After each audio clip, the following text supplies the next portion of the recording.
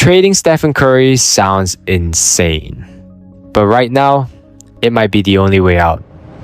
When Jimmy Butler clutched his knee, that wasn't just an ACL tear.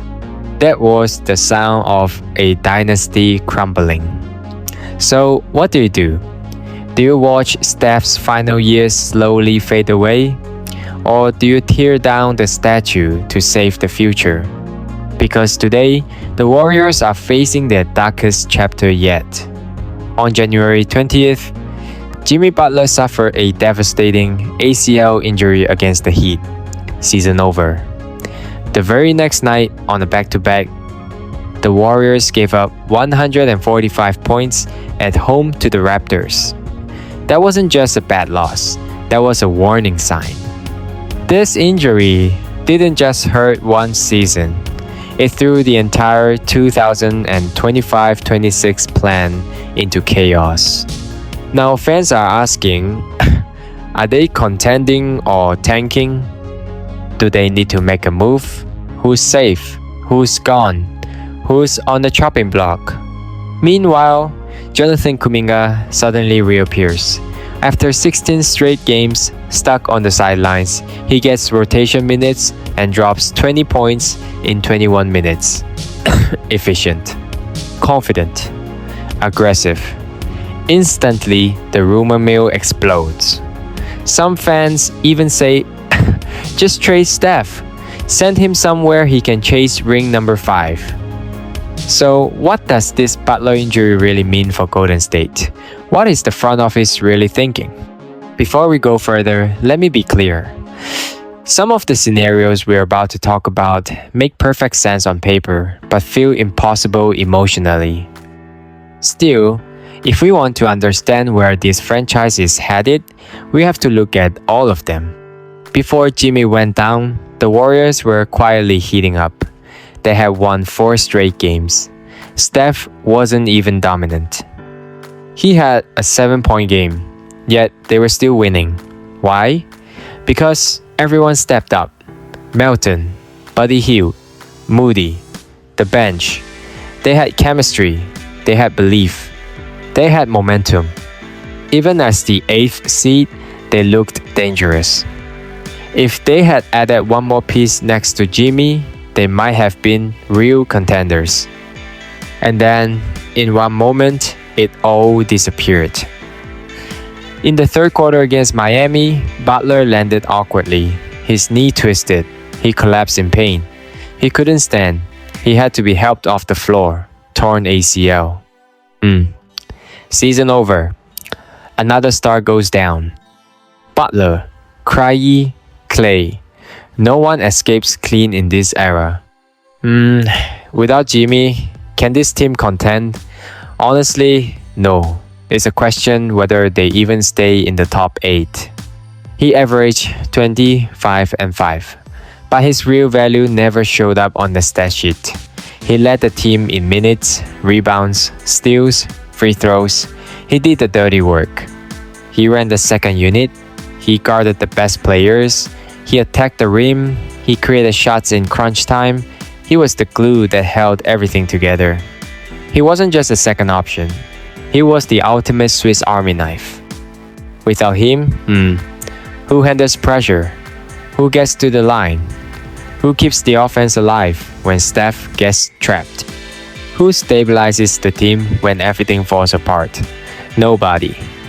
And that's the problem. The Warriors aren't young. They didn't sign Jimmy for fun. They signed him to win now. The Big Three's contracts end in 2027. 2 years. That was the window. That was the final push. Now, with Jimmy out, that window is cracking. So now, they're standing at a crossroads that could define the next decade. Option 1. Tank. Surprisingly, Golden State owns their 2026 first-round pick, and that draft class is stacked. A top 3 pick could mean the next franchise star. Maybe even the next Steph. On paper, tanking makes sense, but tanking has a price. You waste legends' final years. You damage trust. And you have to be honest with Curry about what you're doing. Option 2. Trade for reinforcements. The most obvious move is flipping Jimmy. He's sitting on a massive $54 million contract. If you package that deal and land a superstar like AD or Giannis, suddenly you're back in the title hunt. On paper, it works. In real life, it looks cold-blooded. Trading a guy the moment he gets injured hurts your reputation. Players remember. Agents remember. That stuff matters. If Jimmy doesn't get moved, everyone else is on the hot seat, starting with Kuminga. Since December, he had basically disappeared from Kerr's rotation. Then, right after Butler goes down, Kerr puts him back in and calls him the replacement. It's a complete turnaround from reports saying their relationship was broken. To Kuminga's credit, he stayed professional. DNPs, limited minutes, whatever. He kept working. But insiders still say a trade is coming.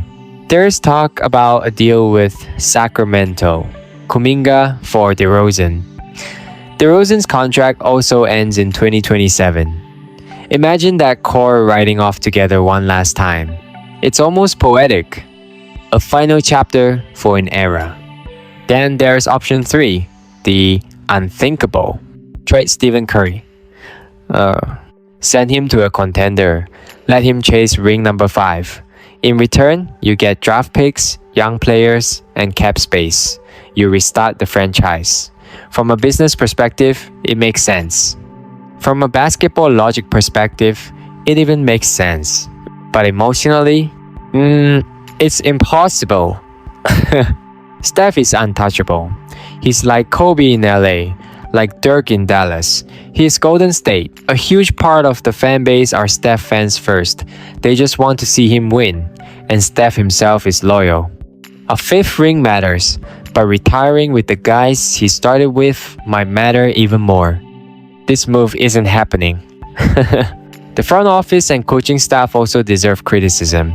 Small ball lineups, heavy minutes, overusing veterans, pushing the roster too hard. They gambled on health and they lost.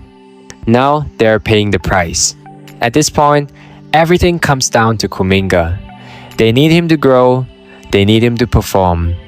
They need him to look like a future star. And if not, they need his trade value high. Time is running out. The deadline is coming. The window is closing.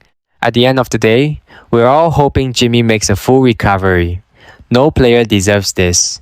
No career should end like this. But this injury did more than end a season. It shook a dynasty. It forced impossible choices. It may have started the end of an era. Years from now, fans will look back at this moment and realize this was when everything changed.